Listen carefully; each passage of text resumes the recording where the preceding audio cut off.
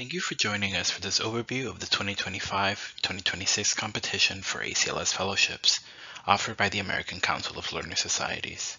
This video presentation offers a brief introduction to ACLS, guidance on our peer review process, a review of the primary components of an ACLS fellowship application, as well as tips and strategies for composing a strong application. Let's get started. First, an introduction to the American Council of Learner Societies. ACLS is a private, nonprofit federation of 81 learner societies in the humanities and interpretive social sciences, including both larger disciplinary associations as well as subdisciplinary and interdisciplinary associations that support tens of thousands of scholars working across all fields of humanistic inquiry. ACLS is over 100 years old, and in that time, the Council has launched initiatives that advance research and field building, as well as offer direct support for scholars, public engagement, and systems change in higher education. This diverse and evolving portfolio of work follows ACLS's twofold mission: the advancement of humanistic studies in all fields of learning, and the maintenance and strengthening of relations among the national societies devoted to those studies.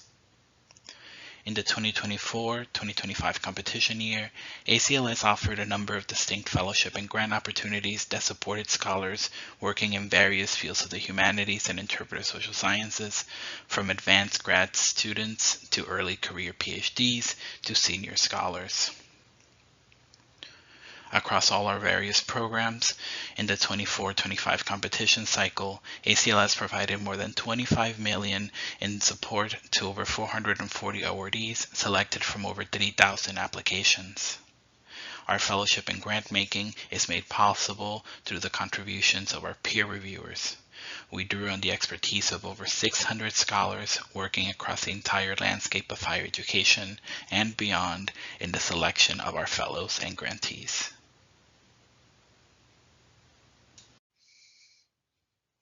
The ACLS Fellowship Program is ACLS's longest-running fellowship initiative. Over the decades, it has supported thousands of scholars pursuing research in the humanities and interpretive social sciences. The program welcomes applications on topics grounded in any time period, world region, or humanistic methodology.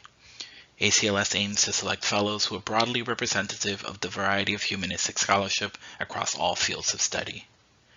This program is funded by ACLS's endowment and includes a number of named awards endowed by generous donors to ACLS. Overall, ACLS fellowships are designed to give scholars working in any field of humanistic inquiry 6 to 12 months of time to advance their research project. The program welcomes applications from scholars pursuing work on a major scholarly project, and our definition of what a major scholarly project entails is capacious, including books, articles, digital projects, scholarly resources like critical editions and concordances, and publicly engaged research. If you have questions about the eligibility of your project, we encourage you to review our call for applications and program FAQ page. The stipend for these fellowships will range from $30,000 to $60,000 or $5,000 a month, depending on the length of the award term selected by the fellow. The eligibility requirements for this program evolve over time. This year, the ACLS Fellowship Program has the following eligibility criteria.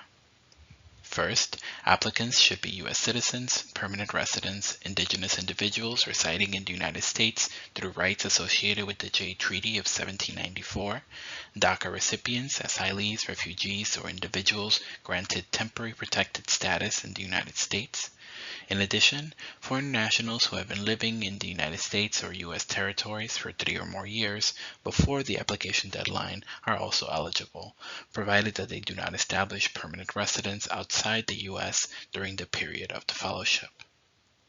Second, applicants must have earned a PhD in the humanities or interpretive social sciences, and this degree must be officially conferred by their university no later than the published application deadline. Please note that if you do not have a PhD, but you are an established scholar who can demonstrate the equivalent of a PhD in publications and research experience, you should contact ACLS at fellowships@acls.org to determine if you are eligible for this year's competition. Third, applicants must be prepared to devote 6 to 12 months to full-time research or writing during the award period, which would have to begin at some point between July 1st, 2026 and July 1st, 2027, and should be completed no later than December 31st, 2027. We offer some flexibility to awardees in how they can spread their research leave over the eligible window, and we encourage applicants to review the language on our call for application page and FAQ page for more information. We also offer additional flexibility to scholars who hold contingent faculty positions. Finally, for applicants who hold a tenure-track position, tenure or untenured, at the time of application, they must have had a lapse of at least 2 years between their last supported research leave of a semester or more and September 1st, 2026. Supported research leave is defined as the equivalent of 1 semester or more of time free from teaching or other employment to pursue scholarly research or writing, supported by sabbatical pay or other institutional funding, fellowships and grants, or a combination of these. We do not consider a single quarter equivalent to a semester, although 2 consecutive quarters are. Please see the FAQ for further information on supported research leaves and how it may affect your eligibility. We will now take a brief look at the program's application and the peer review process. When putting together a proposal, it is important to think about your audience. Your ideas matter. How you present them matters too. We encourage applicants to bear in mind ACLS's peer review process when putting together their applications, and to consider how you can best articulate the problems you are tackling, your research questions, the stakes of your research, and your plans for research writing and dissemination. The ACLS Fellowship Program employs a multi-stage review process. First, after you submit an application, ACLS program staff review your application to ensure that it is complete, eligible according to the year's guidelines, and meets the formatting requirements spelled out in our call for applications. Please pay close attention to these formatting requirements. If you have exceeded page limits or ignored other formatting guidelines in a significant way, your application may be deemed ineligible and held back from peer review. Once this initial screening is done, your application is typically read by 3 peer reviewers in a first round of review. Typically, these reviewers are within your field, and many will be specialists in the particular methods, time period, or geography that your work explores. ACLS assigns reviewers to your applications based on the information you provide us in your proposal and application materials, the fields of study you are working in, the methods you employ in your research, and your bibliography. That means you should be especially careful in your claims of impact, or if you are claiming interdisciplinarity.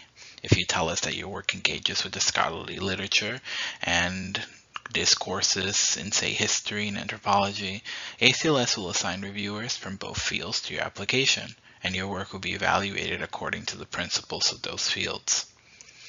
After this first round has been completed, based on the results of the first round of review, a set of the best reviewed applications advance to the second and final round of review for the fellowship competition.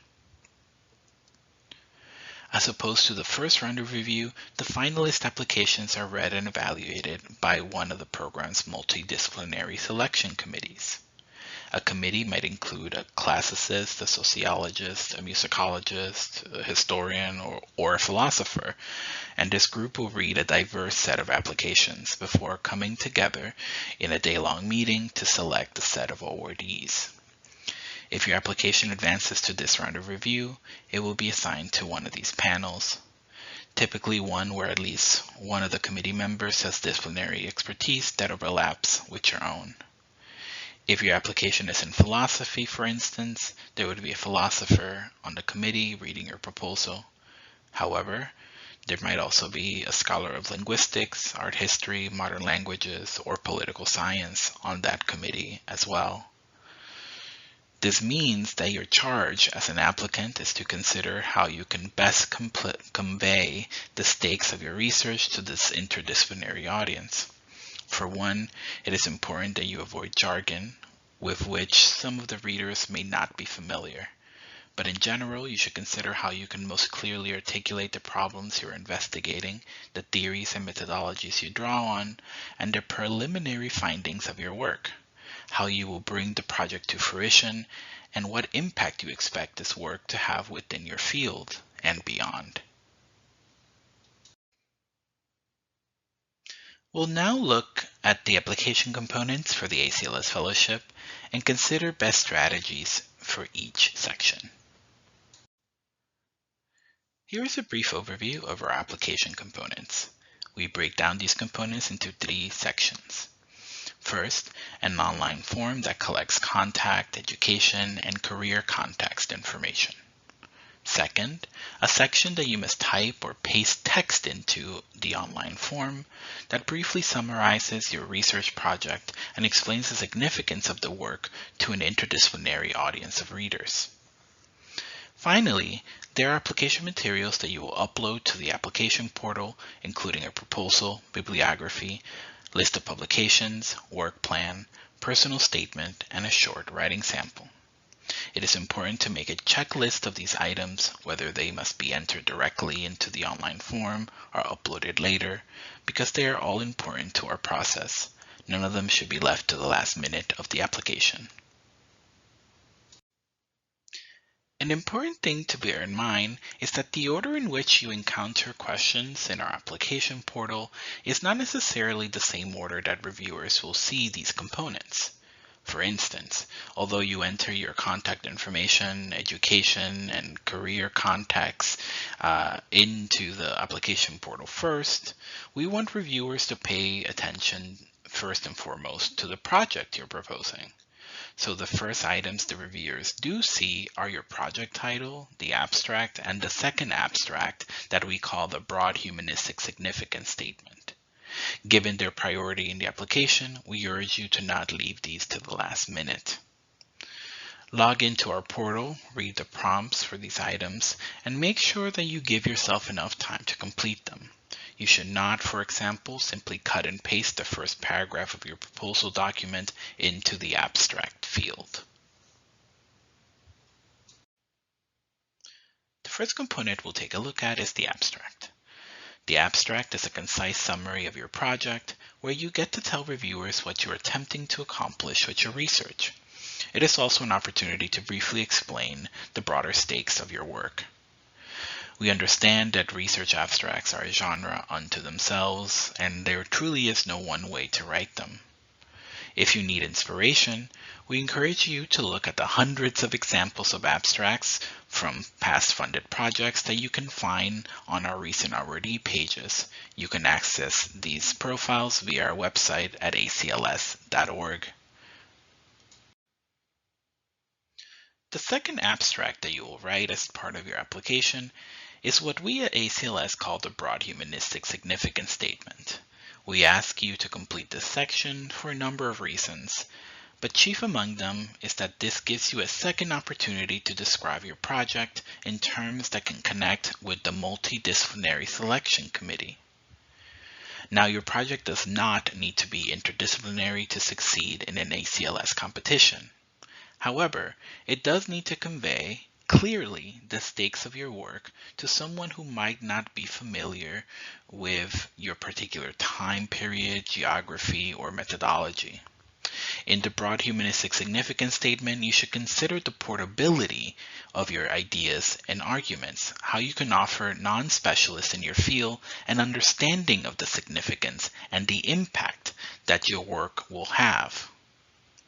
ACLS offers some resources on our website that can help you consider how to best convey the significance and stakes of your work to reviewers. We'll review those resources at the end of this presentation. We'll now take a look at the set of application components that you as an applicant must upload through our portal. These components, the proposal narrative, a brief bibliography, list of publications, project work plan, statement of intellectual trajectory, and a brief writing sample, are all intended to give you the opportunity to articulate the intellectual basis of your research, the shape of your project, and your capacity to execute this project. It is important to remember that you are proposing a project, not just a set of captivating problems, questions, or findings. When putting together these materials, you should consider how your application demonstrates how an ACLS fellowship and the time and resources it provides you will intervene in and advance a research project that has a beginning, middle, and end. We'll look at each of these components briefly. The proposal narrative is the central component of your application, which all other components supplement and complement. In the space allotted to you, you should convey to the reviewers what the intellectual basis of your work is, articulate the relevance of your research within your fields, and the intervention you hope to make and its potential impact. You should also discuss how you plan to complete this work and in what form. For example, if you envision writing a monograph, how might that come together? You should also consider stage. Are you proposing to complete a manuscript during the fellowship? If so, you might want to include a chapter structure in the proposal. However, if your research project is at an earlier stage, you might consider how the research you conduct will contribute to a longer-term plan for completion and explore dissemination plans for your research project moving forward. The application asks you to submit a 2-page bibliography for your project. We realize that this can only be a portion of the full bibliographic basis for your project, so we encourage you to select the key sources for your project, primary and secondary, and list them here. Consider whose work are you building upon?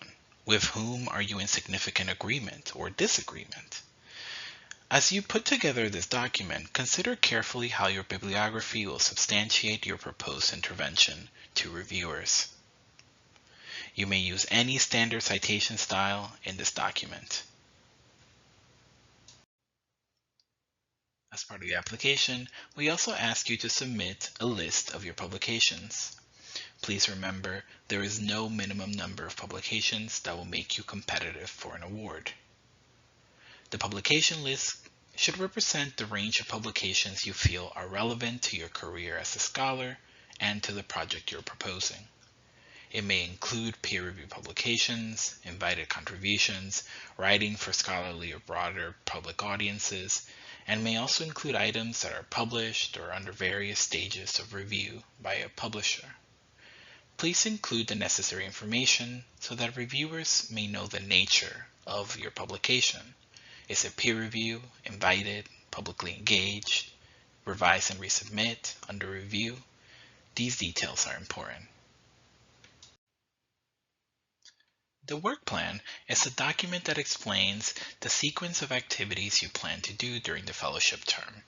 This is an important moment of communication with the reviewers, a way to demonstrate that this research is part of a significant project, not just a series of questions, problems, or ideas. As you put together this document, make sure you're creating a plan of work that is ambitious but feasible in every respect. When reviewers are deciding among many worthy proposals, they want to know that a scholar will fully take advantage of the time and resources that the fellowship provides and will use them wisely. In your work plan, you may include any steps or activities you will undertake to advance your project. Will you be workshopping parts of your research at a conference or another scholarly meeting? Will you be working with a collaborator? Will you be accessing archival or other primary sources, conducting fieldwork or interviews?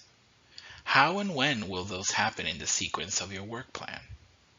If you're submitting materials to an external body or publisher for review, how long might this take? These details are important and will authenticate your plan of action to the reviewers.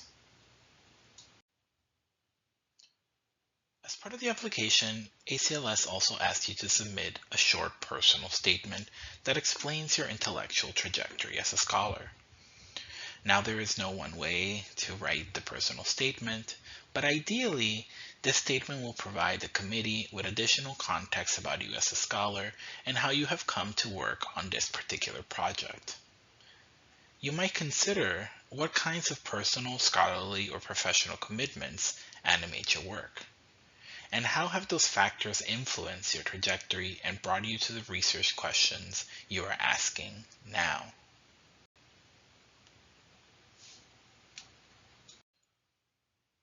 Finally, we'll ask you to submit a brief writing sample as part of your materials. The writing sample may be related to the project you are proposing, for example, an excerpt, published or unpublished, of the results of your research.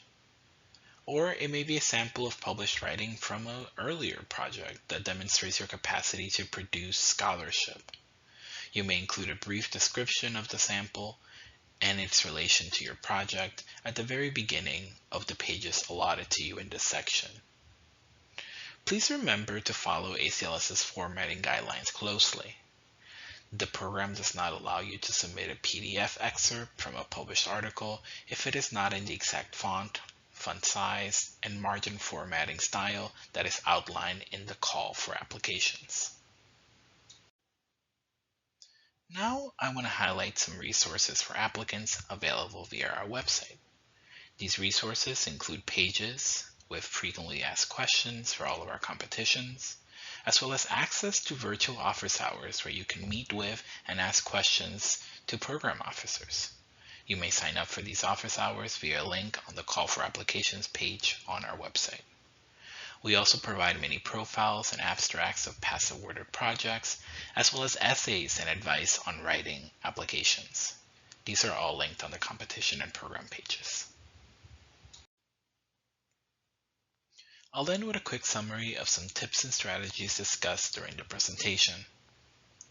First, we encourage you to read through ACLS's call for applications and other online competition materials at your earliest convenience. You should log into our online application system, which you can find at ofa.acls.org, so that you can get a sense of the questions and fields required as part of the application. It can be helpful to create a checklist of all the required components. Remember that every piece of the application counts. Do not leave the abstract or the broad humanistic significance statement to the last minute. The questions we ask about fields of inquiry, geographic areas, work history, and more, they all matter to our process. They help us assign the right reviewers and help us avoid potential conflicts of interest. Remember that our application asks you to propose a project, one with a beginning, middle, and end, and not just an interesting research question or problem. This program funds projects at all stages of development, from initial research to the final aspects of research, write-up, and dissemination. Your proposal should demonstrate how a fellowship will significantly advance your work and move you towards the final completion of the project, even if that will happen sometime after the fellowship tenure ends. We understand that fellowships can be long-term investments, and you should convince the selection committee that you have the capacity to make this research pay off. We encourage you to use the space of your proposal wisely, balancing theory and evidence and substantiating your claims in a concise manner. The job of the proposal is to demonstrate the stakes of your research clearly. Clarity is important, especially given the interdisciplinary nature of our committees. You should avoid jargon as much as possible, and if you must use technical terms related to your field, define them as early as possible. You might also think about how you can prepare yourself for our peer review audience. We recommend testing your draft proposal with a sample audience. Could a colleague, perhaps from another department or field, read and give feedback on the clarity of your proposal? Finally, we encourage you to apply well in advance of the deadline. The deadline for the 2025-2026 competition cycle for the ACLS Fellowships is Thursday, September 25th by 9 p.m. Eastern. ACLS encourages applicants to apply well before the hour of the deadline in case you run into any technical issues or gaps in internet access, Unfortunately, given the rapid nature of the peer review process that begins right after the deadline, we cannot make exceptions to our published application deadline, and we cannot accept late submissions. Our online application system is nimble, but if you run into any issues, we encourage you to use the help feature within the system to contact ACLS for technical assistance. Again, the deadline is Thursday, September 25th, 2025 by 9 p.m. Eastern. You may apply via ofa.acls.org. Should you have any questions after reading our call for applications or FAQ pages, please do not hesitate to contact us at fellowships@acls.org. Thank you so much for joining us for this information session. On behalf of all of us at ACLS, we wish you the best of luck on your application.